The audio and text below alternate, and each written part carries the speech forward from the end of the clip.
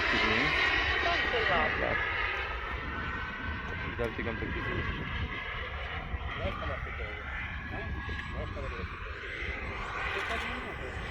פילטר שמכניס אוויר.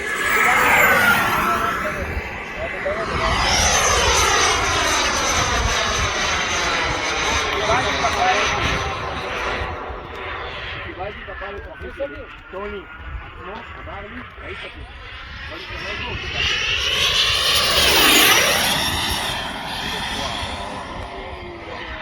בו, וואי וואי וואי. זה קטן ומהיר.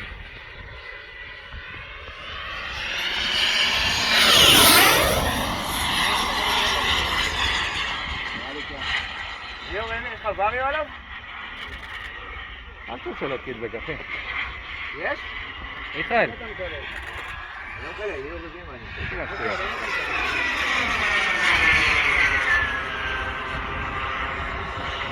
לא, אני נמדוד באימות אתה עושה.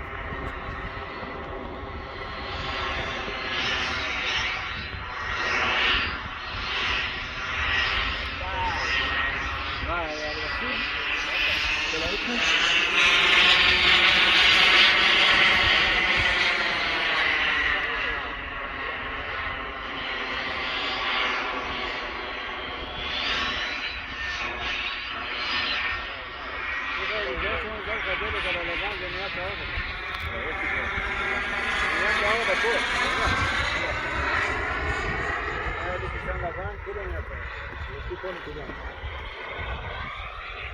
ניסיתם לקוד עם אינטו, אתה עושה באלפו,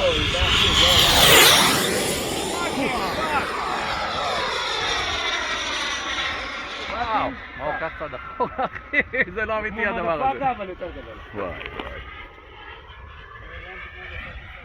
עוד אחד כזה. פול. הפריים לא מספיק לתפוס. אני מחשבה חדשה. צמצם יותר מהיר.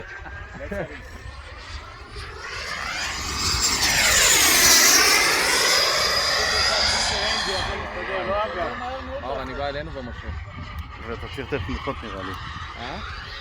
אוקיי.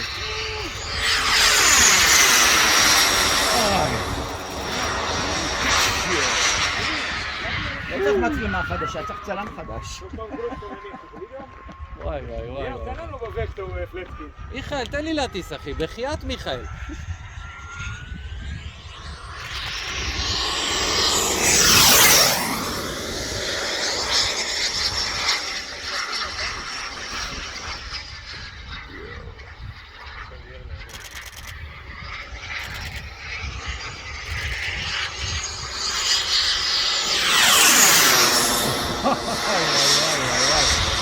אחי, זה כמו כאילו שיגרת אותו מתותח.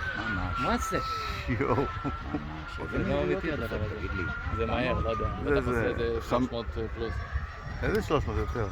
טוב, אני נוחת. איך איתה?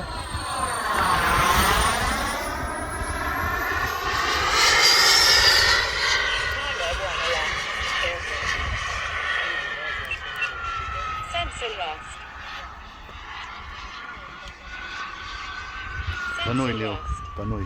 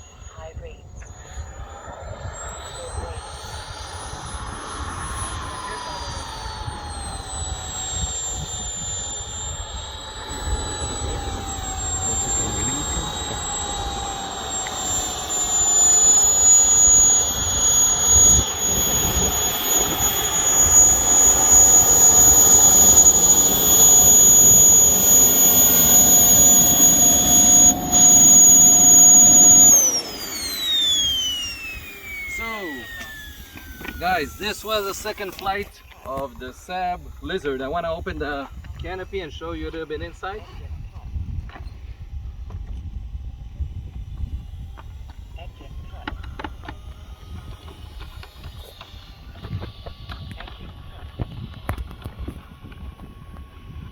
the entire nose from the turbine forward is a big hatch. Basically, it's a big canopy.